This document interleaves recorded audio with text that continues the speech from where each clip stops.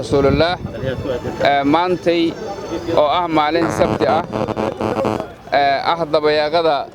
bisha December waxa ka dhacay ex control qarax weyn oo saaran lagu soo raray gaari xamuul qaraxaas waday wuxuu isku qarxiyay isgoyska ex control afgooye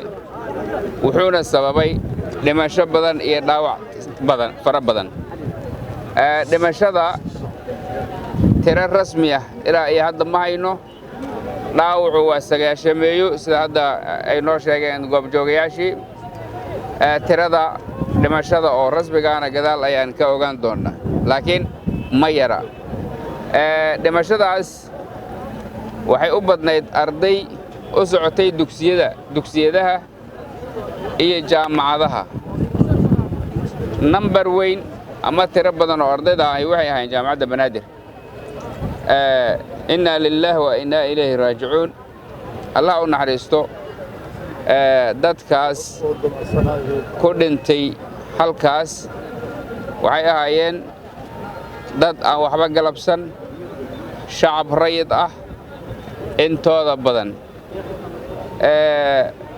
waxaa laayay dadkaas dhagarqabayaasha ku soo duulay dalkeena Soomaaliya ma aha markii ugu horeeyay oo ay qaraxa noocaas oo kale ah ay la beegsadeen mar kasta oo ay arkaan meel zaxmo ah ama bulshadu isugu badan tahay waxa ay ka caado dhigteen inay sidaas oo kale ay u laayaan ilaahay subxaanahu wa ta'ala ayaan ka magan galnay shartooda bulshada Soomaaliyeedna waan hubaa inay kala garteen cadawgooda iyo saaxiibkooda waxa aan halkan rabaa inaan uga mahad celiyo ciidamadii amniga ee shafka u dhigay ka badbaadiyay dhagarqabayaashu hagardaamada ay soo abaabuleen inay u gudubto magaalada waxa ay doonayeen magaalada inuu u soo gudbo qaraxa si goobo muhiim ah ayo mas'uuliyiin muhiim ah oo u baabi'iyo aad aan uga mahad celinaynaa waana wixii ay u qaateen tuutaha iyo qoriga inay khatarta shacabka Soomaaliyeed soo gaari lahayd ay ayagu xabadka u dhigaan Allah subhanahu wa ta'ala ayaa uga baryaynaa inuu caafimaad degdeg ah siiyo dadkii Soomaaliyeed ee halkan ku waxyeeloobay wiilasha naftoodurayaasha ah ee u taagan har iyo habeen ka shaqaynta amniga iyo ka hortagga cadawga noocaas oo kale ah waa uga mahad celinaynaa waana garab taagannahay biidnillaahi alkariim intaas ayaan rabaa inaan idhaahdo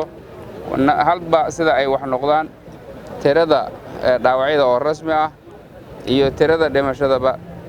mar dambe ayaan la wadaagi doonaa media wabillahi tawfiiq wassalaamu calaykum